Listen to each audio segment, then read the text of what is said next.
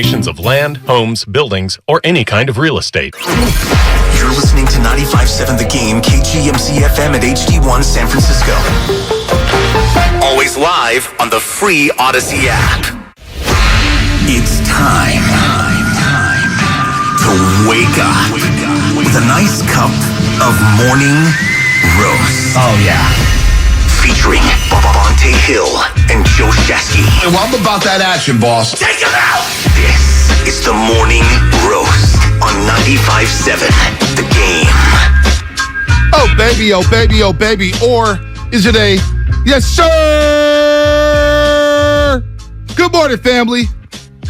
So we got nice guy Stephen Langford in the building. Usually on a pregame show from 5 a.m. to 6 a.m. to set the tone for the station. He's now in the big boy chair, baby. Got the call up as Shasky's out on vacation. It's not any other call up. Should be in the big leagues. Should be in the big leagues batting 6 on this lineup. How about that? Batting 6. Be pretty sweet. Some RBI opportunity. I was going to be talking Von Brown all morning on this show from 5 to 6, the entire hour. Yeah, Von Brown called up to Double-A. You would have had me playing Beyonce a lot louder. Just wonder if you would have done that.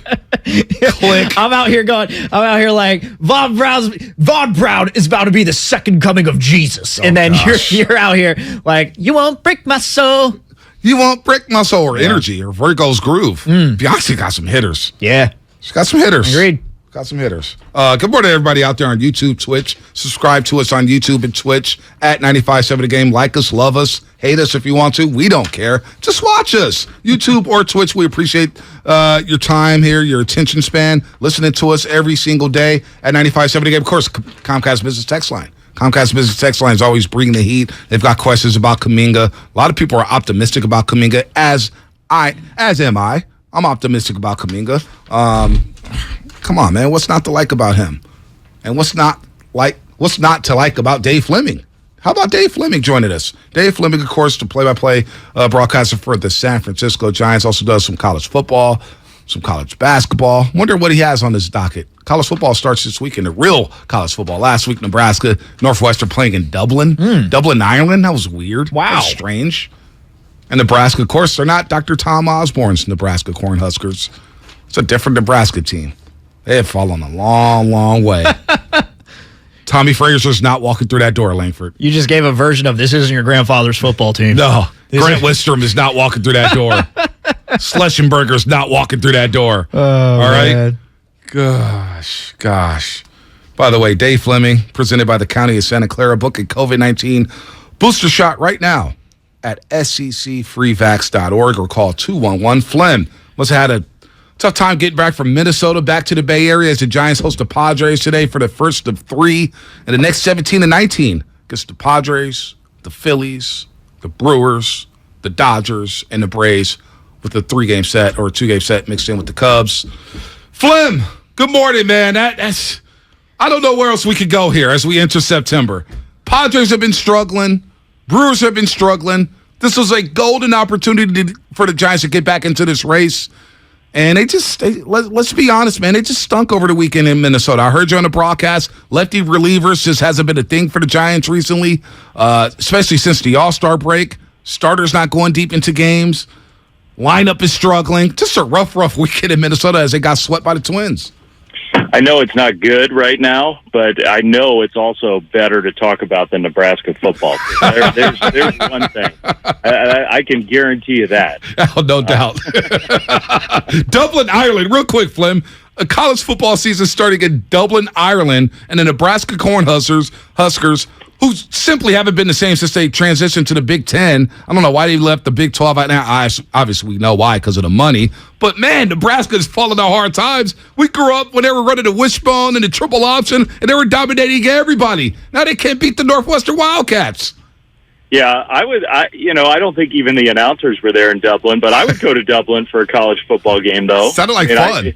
It's weird, but it's one of my favorite places in the world. So if anybody needs somebody to go over there next time, I'm raising my hand right now. And also, I heard that the concession stands, all the power went out, so they started giving out free beer and free snacks and free food out there in Dublin. Oh, I'm sure those fans really didn't accept. They probably didn't want me beer. That's dangerous. That's dangerous. Free beer at a football game in Ireland? Yikes. No kidding. That's how you win new fans. You want to grow the game? That's a pretty good idea as far as I'm concerned. As far as the Giants, how do we not lose some of these fans right now? 4-game losing streak. They're 2-8 in their last 10. It just looked lifeless in Minnesota. Alex Wood with the rough third inning Friday night. We saw how Saturday night ended after that long delay. I felt bad for you and Sean and the rest of the crew there. And then yesterday, getaway day, just didn't have it. Didn't have it at all. So we can start with the bullpen. We can start with the starting rotation. What's your biggest issue right now with the way the Giants are playing? Well, I don't think they did anything well over the weekend. Not one thing. So, that's exactly what you're talking about. Like, where do you hang your hat? They did not. They didn't look good in any aspect, and I don't blame Giants fans for being a little angry and discouraged and wondering what's going on, because everybody's wondering what's going on. How is it possible that a team that fancies itself as a contending playoff team has a stretch where they play like that? And, look, by yesterday, it's a beat-down group. They're hurt. They're tired. It's been a long road trip. Nothing's going well. I sort of understand yesterday. Just hard to, even for guys getting paid a lot of money who take their jobs very seriously, even for those, it's hard sometimes to just muster the mental strength to say, all right, we're going to go get them today. And then things start to go wrong. And I understand there's a challenge there, but this team right now has to figure out, okay, what's the last month of the year going to be about for us? Are we going to evaluate some of our younger players? Unfortunately, the Giants don't have a lot of younger players who are close to Major League ready, who they can just, because I think there is going to be a time soon here where they're going to have to pivot away from, oh my gosh, we're doing everything we can to win every game, and pivot to, we got to evaluate some stuff for next year. That time is getting closer here, but they don't have enough of those players. That's another thing that's going wrong this year. Is some of those upper level prospects like Sean Jelly and Elliot Ramos and some players like that. You still may decide, let's give them a shot. Let's take a look at them and see what we got going into next year. Because right now, the other stuff is not working. Yeah, Dave, there's been a trend that's been going on, and our producer, Sam Lubman, has been keeping tabs on this ever since the All-Star break has been over. But in the first half of the season, they were batting .338 with the bases loaded, and since the All-Star break, in their 39 plate appearances, they've only had 5 hits. Like, what do you attribute to them not being able to hit with the bases loaded? Have you noticed this trend? Yeah, we threw up a graphic yesterday when they had the bases loaded a couple times. No team in baseball's had more bases loaded at bats than the Giants over the course of the year. Nobody, not the Dodgers, not the Yankees. And I do think, and they haven't scored as many runs as those other teams in the stretch that Sam is keeping in his little notepad by his TV at home is sort of highlights that. The Giants right now, the process, I don't believe, is flawed. I mean, I think you can still watch a Giants game and see, okay, Giants hitters mostly have a good plan. They mostly get into good hitters' counts. They mostly work an at bat. They make a starting pitcher work. They got the Twins starter yesterday out of the game before he could finish 4 innings. The process is there. Like, the underlying stuff is there. What isn't there is the ability to take advantage of that. The Giants just, for whatever reason, the Giants hitters are not equipped right now to do damage. The hard hit rate has gone way down. The exit velocity average has gone way down. So, I mean, look, without being too harsh, I think that tells you what's going on. Like, the game plan is there, and even the execution of the game plan is there. But the bottom line results are definitely not there. So does that mean, Dave, that they need to make some sort of addition this offseason, and maybe, they are not as far away as some people think? Because, we're having conversations on here throughout the show about where the Giants are at, and, some don't think, well, they're just a couple of players away and they'll be fine next year. What do you think?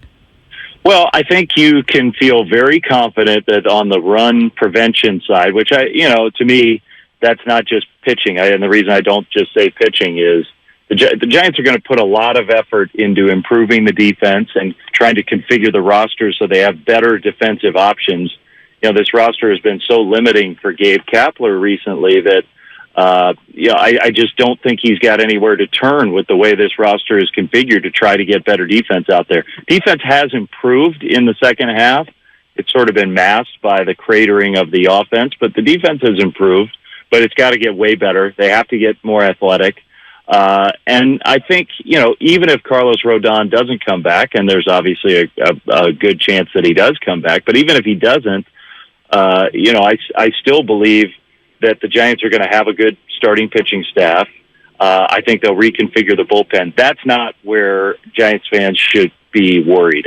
Giants fans need to be concerned about, does this team have any building blocks on offense? Yeah. It's been a real struggle for Mike Yastrzemski. Lamont Wade has not looked, other than 1 week basically, has had an entirely lost season. Luis Gonzalez has tailed off, a young guy that had us all excited. I think it's really important for the Giants to take a longer look at him in the last month of the year.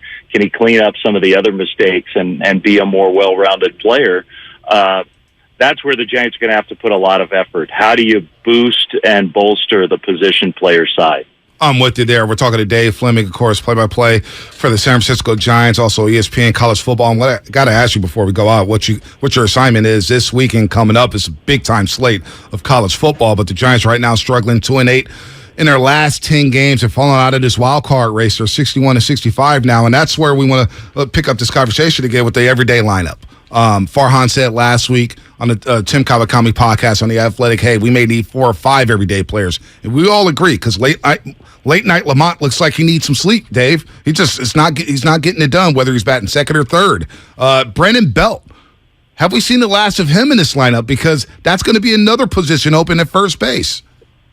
I hope not, but it's possible. I mean, Brandon's just totally compromised right now. He's not, obviously he's on the injured list at the moment, but he's not himself. He's not close to himself. He's looking like a player who's reaching the end. Now, you don't have to look back that far to see a guy who was really good last year. He was one of the best hitters in the league. So I don't think it's a certainty, but I don't think Belt wants to come back and drag his leg around and look like a shell of himself next year. So it's possible that first base is going to be a position. Now, first base is one spot where, you can use that sort of platoon idea of, I'm not saying that it's not important to have a good defensive first baseman, but I think, Wilmer Flores, J.D. Davis, Tommy LaStella, Lamont Wade, could you piece it together with those players if they're all back next year? You probably could. You might not get the total production you wanted, but we'll see if Belt, it'd be interesting to see if Brandon can come back in the middle of September or whatever and look like himself and at least give the Giants an option of bringing him back. Going back to Saturday night, Dave, obviously the Giants lose in extras. They lose in the bottom of the 10th, 3-2, but they had a 2-0 lead going into the 9th inning. And when Camilo Duvall comes in for a 4-out save, doesn't get it done, and says afterwards that he doesn't really have the confidence to be that 4-out save type of guy. He's not there yet. Should that be concerning for Giants fans, or are these just growing pains that we need to go through? Yeah, I think it's mostly growing pains, and I think you need to keep running him out there so that he does grow, because he's got special ability. Is it a 4-out thing? Maybe, but I think it's also a situation where he's just not a refined pitcher yet. So you're going to have nights where the command is just not there. With his stuff, he has to have the ability, where you've got a 2-run cushion and the 8th place hitter up or whatever the situation is, you got to be able to throw a strike. Just say, okay, if you hit it 500 feet, so what? We still have the lead. You can't do what he did on Saturday night, and he knows that, and the Giants preach that, but he needs some more experience to get to that point. The guy's made an unbelievable adjustment mid-season to throw this sinker, which has become a fantastic weapon, and I think is going to be his number one weapon going forward. But there are some nights where he's not throwing it for strikes or even close to it, and that's just, hey, it's a new pitch for him. So don't be frustrated with Camilo. You can be frustrated, but don't give up on Camilo. Yeah. he's a big part of this team's future, and the last 6 weeks of the year are a chance for him to keep working on that stuff. No, you're absolutely right about Duvall, Dave. I mean, he's been lights out, I think, for the most part of the season. And the 4-out save, yeah, that's tough for a young man. But you guys threw up some numbers on your telecast the other night where his ERA was under 2 over the last 15 games. So he's been fine. I think he's a building block for this team and his bullpen here. Moving forward, now you get the Padres in town, and the Padres haven't been lightening up. I don't know if you saw the numbers on Josh Hader, but, boy, he's been rough in San Diego. So now you have 2 limping teams here, and this feels like this week with the Padres and the Phillies coming to town. Look, a lot of people may think the Giants are dead. I think they're on life support right now. But if there's any way to get back into the race, this is the week to do it at home against the Padres and the Phillies. And the Padres are limping in here. Yeah, I mean, you never say until it's officially over. You never want to say over, but they probably need to sweep them. They probably do. 2 out of 3 at this point probably isn't good enough just because of how poorly they've played. So let's see if they can. And look, you can give yourself the old Tito Francona pep talk when you're down 3-0 to the Yankees in a best of 7. Like you don't have to win 4 games in one night. Just win 1 game and see what happens. Like win the first one, and then can you look around the room and say, okay. We have a lot of good players in here. Can we win 1 baseball game? Can we win a game? And the answer is obviously yes. So do it tonight, and then see if because you're right, the Padres stink right now. The Padres deadline, which was supposed to kind of turn to a night team. So you win a game against them. And maybe they start to implode a little bit. So you start with 1, but realistically, if it's just us talking, we're not the ones going out there and playing. They probably have to win them all.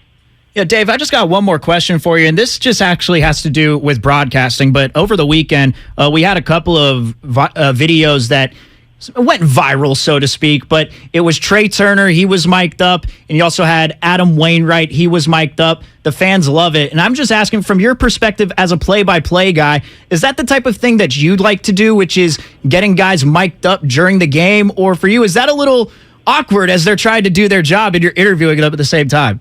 No, I'm fine with it. If the player is really, truly willing and has the right attitude about it, and I'd be willing, if we did it in any of our games, I'd be willing to sort of back off and not, I wouldn't need to interview a player. I'd be willing to just sort of listen in and see what the chatter sounds like, see what the game sounds like. Now, are most players going to be willing to do that regularly? Maybe we could get them to a point where they would. I think it can be, you can do it in a way that's unobtrusive. We did it in the playoffs a few years ago now.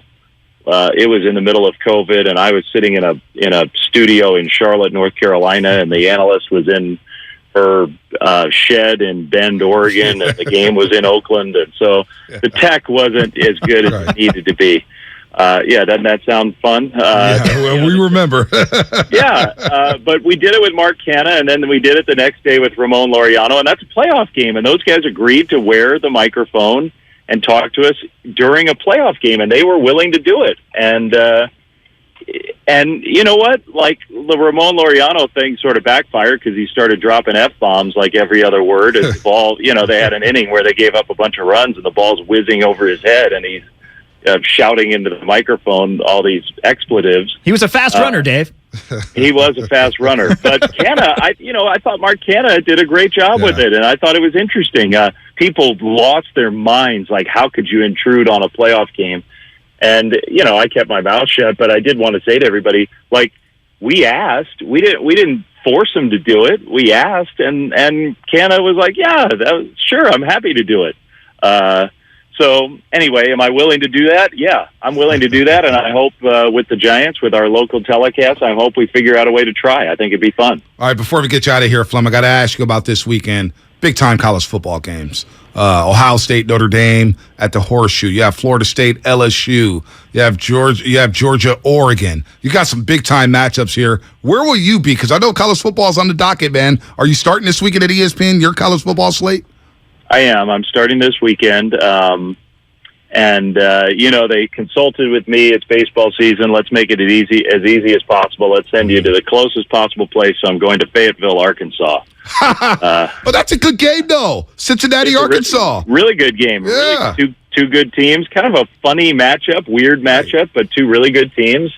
And I'm excited to see them. I had Arkansas. I had Cincinnati last year once during their special year, and I had Arkansas a couple times, including their bowl win, which was their first New Year's bowl win in 22 years or something.